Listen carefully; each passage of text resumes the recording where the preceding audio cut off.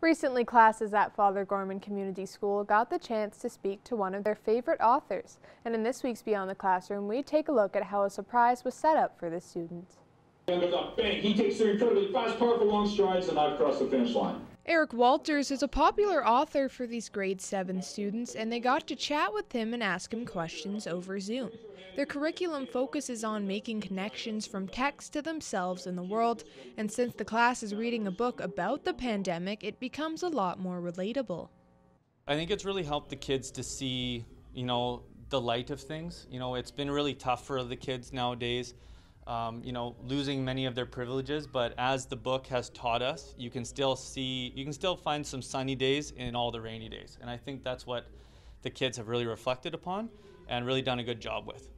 The grade 7 teachers wanted the students to also create a personal connection between themselves and the author, and with a grant they received, that was possible. They also arranged a surprise for the students. We were able to collect a list of all of Eric Walters' books, and the students were able to go using the resources in our classroom to research what book would interest them, and then they made a recommendation to us as teachers, in a secretive way, this is a book I would like to study of Eric's in the future, and then we're surprising them today with a signed copy of that novel. One of the first students to receive a book was Daniel Lopez. And he sent us a copy of every book that you requested, and on top of that, he signed all of them. So you get a personally autographed book from Eric Walters. There you go, Daniel.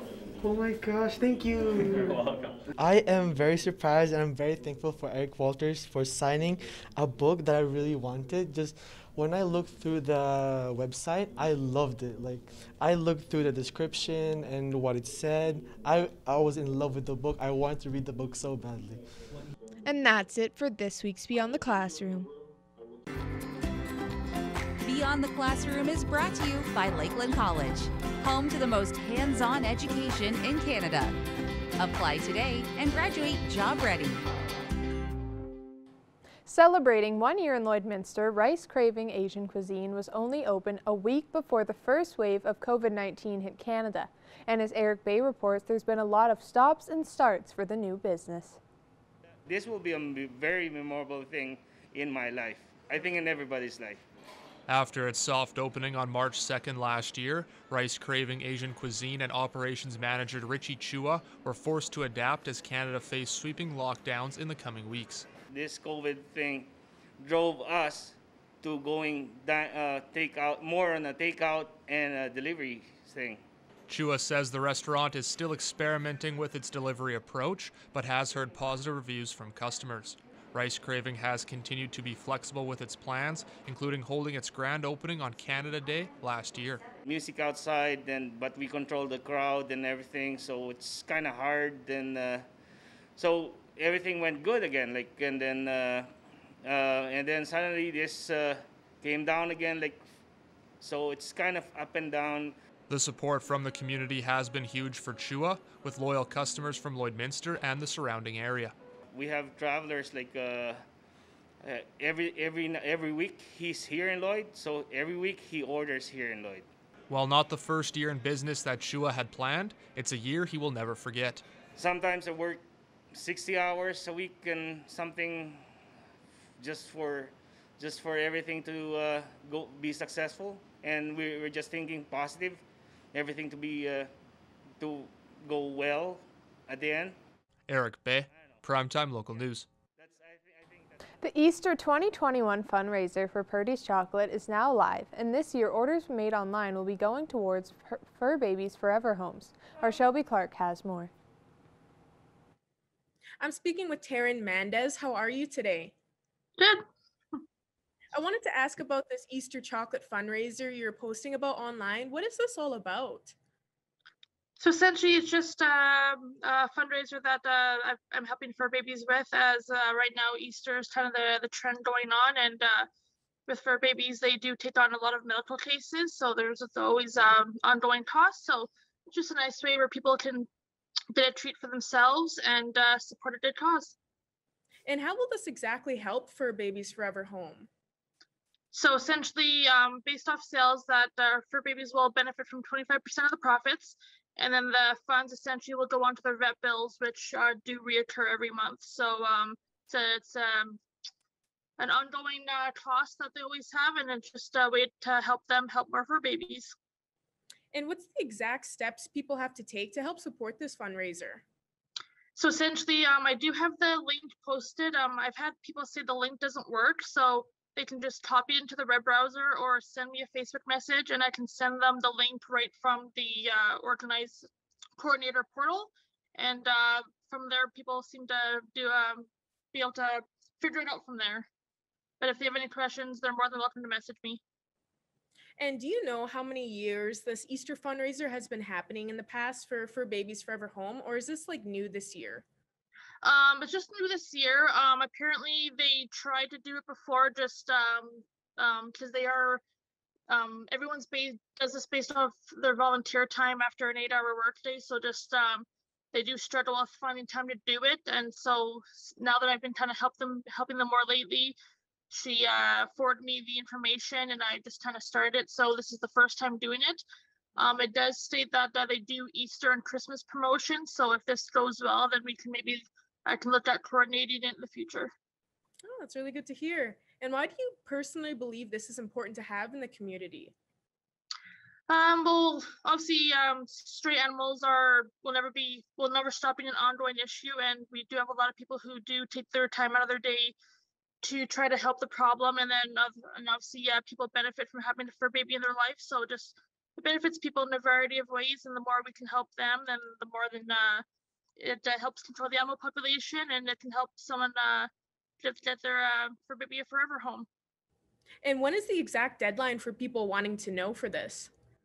So the deadline for them to order is March 21st, and then on the 22nd, I submit the order to Purdys because they are based in Vancouver, and I should be expecting the product to my door on the 29th, and then I sort it, and then I'll make arrangements for pickup. So March 21st is the deadline to order.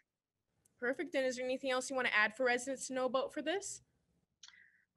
Just again, we do try to share this as much as possible. So if there's anyone out there who knows a person or an organization who would benefit, feel free to go to the Fur Babies Forever page and look at the information there, because we promote it as much as we can, but we can only go so far because I don't know that many people. So help us help them at the end of the day. Perfect. Well, thank you so much for joining me today, Taryn. Thank you. Now our Connor Chan will take a first look at your weather forecast.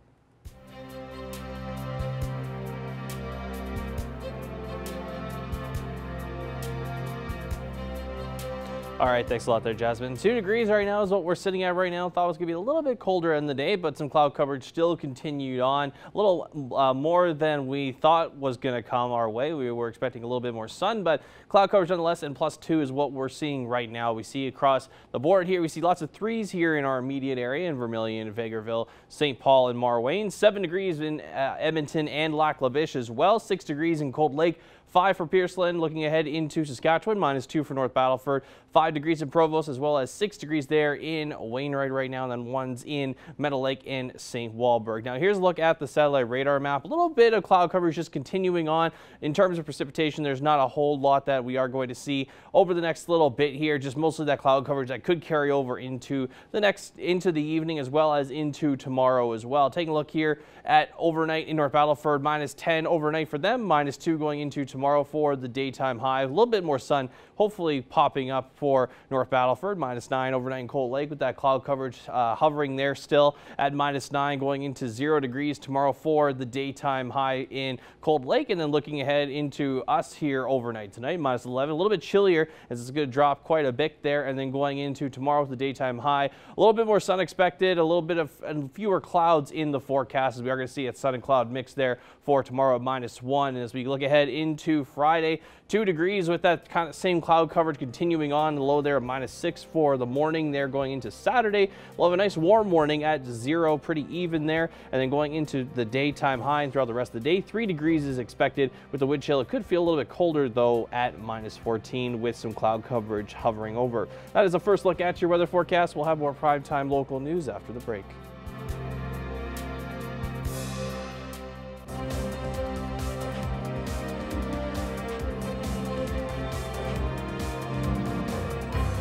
Welcome back. Police in Saskatchewan will be on the lookout this month for drivers who aren't giving their road their full attention. Jace Mackey has more on this month's SGI Traffic Safety Spotlight. Today on Primetime Local News, I'm joined with Jennifer Sully from SGI. We're talking about the March Traffic Safety Spotlight from SGI, focused on distracted driving and also driving while you're drowsy. Jennifer, thank you so much for taking some time to talk with me today. Totally. Thanks for asking. Gotta get the message out.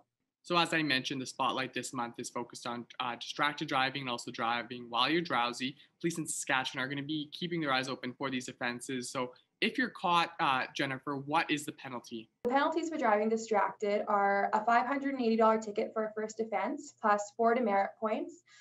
If you get another ticket within a year of that first offense, you'll see escalating fines. So that second ticket will be $1,400 plus another 4 demerit points, and your vehicle will also be impounded for 7 days. And if you end up with a third ticket within a year, you'll be looking at a $2,100 fine plus another 4 demerit points against your license and another 7-day vehicle impound. Now, as you mentioned, you can get fined and you can get ticketed for this, also demerits, but collisions can also go up substantially when there's distracted driving in the mix. It is one of the top contributing factors to collisions on Saskatchewan roads, and that's why we continue to focus on it with these traffic safety spotlights and other public service messages. We saw 3,000 collisions in which distracted driving was a factor last year, which resulted in about 600 injuries plus about 22 deaths. For people out there who are always tempted to look at their phone or text while they're driving, what are some tips to stop that? What we're asking people to do this month is to get their head out of their apps and to focus on the road. So we understand that it can be very tempting to check your phone when you hear that notification go off, but your focus does need to be on the road and concentrating on the safety of yourself and those around you. And so we encourage people to, keep the phone out of reach, keep it out of sight. If you need to, put it in your glove box, put it in the trunk if you need to. Silence it. You can put it on do not disturb mode as well. You can give it to a passenger to use if you need, and just to plan ahead before you get on the road. So get rid of those other distractions. Set the GPS before you get going. Pick your playlist before you get going. Make sure any pets are secured in the vehicle before you're on the road. Some people think that they can just glance at their phone quickly, but that's still distracted driving, right? It is still distracted driving. If you have a phone in your hand, then it is possible that you'll end up with a ticket. The law says that if you can't hold, view, or manipulate a phone while you're behind the wheel. There's a lot that you need to do while you're driving. You need to steer, brake, signal. You need to see what's on the road in front of you. Be aware of what's all around you. There might be an emergency vehicle coming up behind you. So you don't want to add something else to the mix. So when we're talking about driving while drowsy, what should people look out for to make sure that they're not too tired to drive? Some things that you want to think about, are you yawning a lot? Do your eyes feel really heavy? Maybe you don't, with these flat Saskatchewan roads, maybe you don't really remember the last few kilometers that you've driven, or you're not noticing vehicles until they've already passed you. These are all things that can indicate that you might be too tired to drive. And so we do encourage drivers who are feeling drowsy to pull over, have a rest, maybe switch drivers if that's an option for them. Thank you so much for taking some time to talk with me, Jennifer, and focus on this month's Traffic Safety Spotlight. Well, thank you.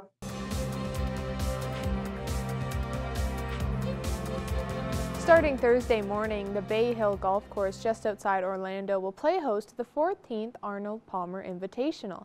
Evan Kenny is joined by Marty Wheaton ahead of the weekend. Well, the Arnold Palmer Invitational is this weekend on the PGA Tour. Ahead of it on this Thursday, I have Marty Wheaton from Wheaton Golf Services to join me and break down the tournament ahead of time. Marty, thanks for taking this time. Morning, Evan. Now, I guess, Marty, just first and foremost, the tournament, like I said, starts on Thursday. Who do you like going into this tournament? And give me a little bit of a reason why. My pick's going to be Tony Finau. He is the guy on the PGA Tour that is the most consistent. He has not broke through. It feels like the last 10, 15 weeks, he's been near the top of the leaderboard, top 5 machine. So, driving the ball is huge at Bay Hill, and Tony's one of the best in the world. So I'm going with Finau this week. Yeah, 5 top 10 finishes already this season. He's actually tied for first in that category. So maybe this will be the weekend he breaks through. Not a bad pick there. I'm going with I'm going with Victor Hovland. You know, similar reasoning. It's because he's been so hot lately. His last 3 starts, he's been tied for second twice and then tied for 5th in another one of those. And he's just a young guy really starting to come on here. Who he gets lots of birdies as well, which, I mean, the Arnold Palmer Invitational, you know, birdies obviously a huge thing with Arnie. So I like to just keep that thing going. Now, Marty, another big thing that Arnold Palmer did do for the game of golf was increase, you know, how much money the guys on this PGA Tour get paid. And we have some huge tournaments coming up in the next few weeks, specifically the players, obviously a $15 million purse, but also, you know, about a month away is the Masters. I guess just how big is this stretch coming up for these guys on the tour if, you know, they want to solidify their standings? And I mean, just some huge tournaments here coming up. Yeah, with the change of the PGA Tour schedule, you see all these big tournaments right in a row now, from the Players Championship to Bay Hill. We're going to see the Masters right away here. So definitely there's no more gear up games out there. It's time to play now. And it's going to be all the top players in the world fighting for those spots every week. So looking forward to that and some exciting golf ahead. Now, Marty, you know, another thing when you think Arnold Palmer is obviously Arnie's Army. I mean, he was huge when it comes to the fans and, you know, just building the game of golf. Now, there will be limited fans, 25% capacity, but I guess just how nice is it to be able to have fans there? And really, how big was Arnie for the game of golf and getting those fans into the game? Yeah, it's great to see fans starting to come back and, you know, in some areas, life coming back to somewhat normal at this point. I think the players are going to feed off that big time. That's one thing that was missing is the energy. And golf's such a momentum game that you do feed off the energy. There's those ups and downs that you have to manage out there. As far as Arnold Palmer and Arnie's Army, it's just how can you not like the guy, whether it's, you know, top end play or what he does for charities with his children's hospital or the way he interacts with people. He's a blue collar guy, down to earth. He's always struck that person to person conversation with people, and absolute legendary game with his aggressive play. It was very entertaining to watch. And Marty, the winner of this weekend's tournament will be receiving a red cardigan in honor of Arnold Palmer. So looking forward to lots of exciting stuff happening, not just this weekend, but as the PGA Tour continues to roll around. Marty, thank you very much for taking this time, and I'm sure we'll be chatting again soon here.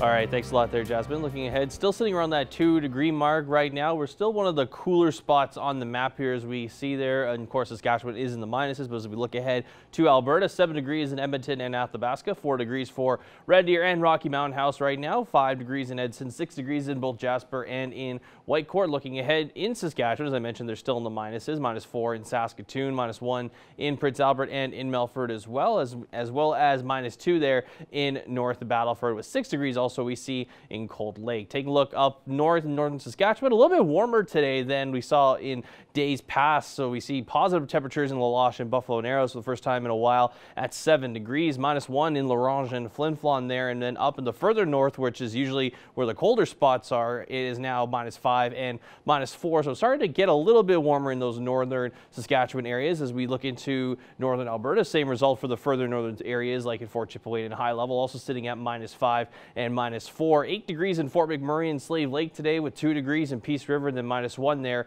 in Grand Prairie. And now, of course, it's getting a little bit warmer in southern Alberta with double digits positive temperatures in Lethbridge and Medicine Hat at 13 and 12 degrees, 8 degrees in Calgary, 6 degrees for Banff, and then 2 degrees in Coronation. And then looking across to Saskatchewan, also fairly warm as well as things are starting to get a little bit warmer as we get ready for the weekend here. 7 degrees in Swift Current, Moose Jaw, and in Estevan, 3 degrees in Regina. Regina, with -2 though in Kindersley and -1 in Yorkton. Now as we look across the rest of the country, -1 in Winnipeg with some cloud coverage continuing there, -4 in Quebec City, 6 degrees in Toronto today.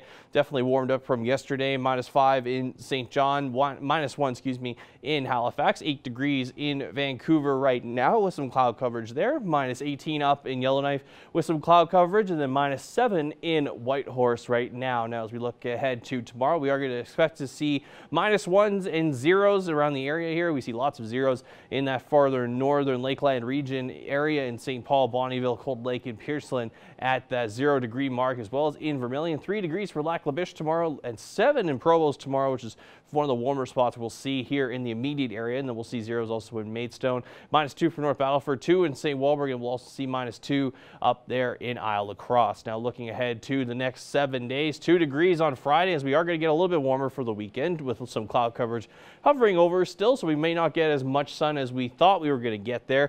2 degrees there, as I mentioned, for Friday, 3 degrees on Saturday with that cloud coverage throughout most of the day. 3 degrees also on Sunday with some sun coming back into the mix. -2 on Monday, -3 on Tuesday, and as we look ahead to wrap up the 7-day forecast, -6 there on Wednesday, and with lows there of -13 and 11 on Tuesday and Wednesday, averaging usually -4 as our daytime high and averaging -13 as our daytime low. That is a look at your 7-day forecast. We'll have more primetime local news after the break.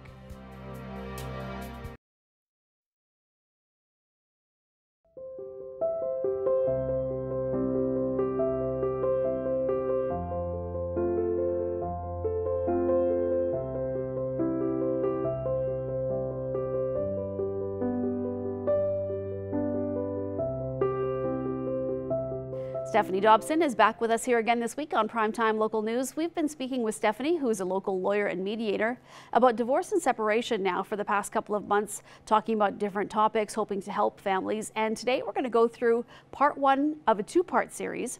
And this is going to focus on tips. So today we'll do the first 5 tips, talking about how to help kids thrive in a 2-home family. So Stephanie, I'm going to get you to start with what we have as tip number 1, which is encouraging an open dialogue with kids.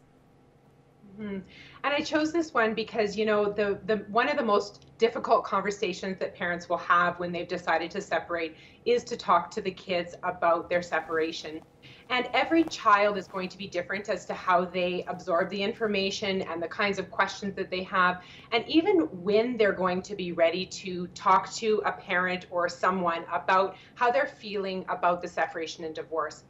And, you know, to be able to have kids have an opportunity to even talk with another trusted adult other than a parent can sometimes be really helpful for them. In my e-learning community, Up a Notch Learning, we have a book library that has a ton of books that help kids to thrive as they go through separation and divorce, and to get them in touch with their feelings and to really start a dialogue between parent and child. And so anyways, I actually brought all my books today, and I kind of reread them in anticipation of today's, but I wanted to just share with you one of my very favorite books, and it really is about feelings for children. And it talks about this child, this little girl who feels like she's this big and has to, so small that she has to use a toothbrush to comb her hair. And part of it is about her keeping all of her feelings inside. And so what this book talks about is, once a trusted adult, and it happened to be a counselor or a teacher or something, that had got this child to start talking. When she talked about her feelings, she started to feel big again and her regular size. And really, that's every child goes through something different, but just giving the kids the opportunity to talk with someone, whether it be a parent, a neighbor, a friend, a counselor, a teacher, someone about their feelings to get them to open up.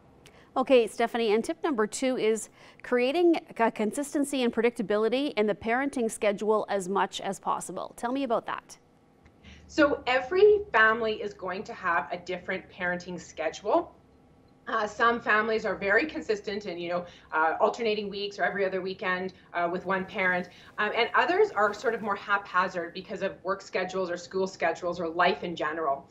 One of the things that we know about children and their development is that consistency and predictability can really help children to thrive. And so if you can do things like creating a shared calendar where the kids know when they're coming and going, it really helps to to let them know when they're going to be seeing the other parent and to not miss the other parent so much. Also, it helps them in feeling secure and knowing what to expect of their comings and goings and where they're going to be on a particular day. And even it helps them to feel a little bit more in control of their environment. When a child goes through a separation and divorce, so many things are out of their control. And if we can help them to learn about their schedule, it does help them to just get that little sense of control. Okay, Stephanie, and the next tip number 3, is to encourage distance parenting by either video chat or phone calls. Why is that important? Well, building upon the scheduling piece, of course, parenting time might be equal, it might be unequal as far as its quantity of time. And one of the things that we can do to create a little bit more equality in that relationship between between the children and each parent is to create opportunities for distance parenting. So that, I mean, every kid these days knows how to use technology, whether it's FaceTime or Google Meets or, Facebook Messenger for kids, those sorts of things. Some kids even have texting, or some kids like to talk on the phone still. And so providing these opportunities for children to reach out to the other parent, of course, not so much so that it interferes in the other parent's time with the children, but so much that it builds that relationship. And, these kind of things can be either spontaneous. Some kids chat more on these devices and others don't. And it might be age dependent as well. So if you don't have a consistent or spontaneous schedule for these kind of communications, you may want to set a schedule, like, for example, every week on Tuesday, Thursday, Saturday, say at 6:30 p.m., we're going to have a video chat with the other parent, or something like that can be really helpful. Okay, and tip number 4, Stephanie, is children should never be used as the messenger. Why is that important? Well, this one is pretty self-explanatory, as in we don't want parents to communicate to each other through the child or through children. So communication should always be direct parent to parent. They should never be putting the child in a position where they have to send a message. It really helps, creates them to feel like they're in the middle. When a child passes a message, it can often result in some negative feedback to the child from that parent. So think about an example where, the child says, well, mom told me to tell you such and such. And then the response by the parent is, well, you just go and tell your mom whatever. And, it really causes a child to internalize that and to make them feel badly. Now, when a child hears what they're supposed to tell their other parent, the other piece to this is the reliability. If you think back to the game of telephone tag, by the end of the tagline, the message has often been misinterpreted or misspoken in some way. And so then you really have an issue with the reliability of the message that's being passed in any event. These messages go even deeper than just the verbal messages back and forth. It also goes to passing things back and forth. So it might be a child support check. It might be something else that the parent needs to get to the other parent. It's really important to do that directly or electronically. All right, and as we wrap up quickly here, Stephanie, the last tip is maintain a quality relationship between the children and each parent. So just before we go here, can you give us a little bit of information on tip number 5? So quality does not have to equal quantity. So I would consider relationship qualities things like engaging with each other regularly, being actively involved with the things that are of interest to the other to the children, participating in day-to-day activities. That might be doing a music lesson by FaceTime, even if you're not physically present with the child, being available to them uninterrupted. Mealtime without electronics. I know it sounds crazy, but it's really important. And these can be face-to-face or video chat opportunities. All right, Stephanie, well, thank you so much for joining us this week, and we will be back next week with the rest of the tips. Thank you once again. Thanks for having me, Stacey.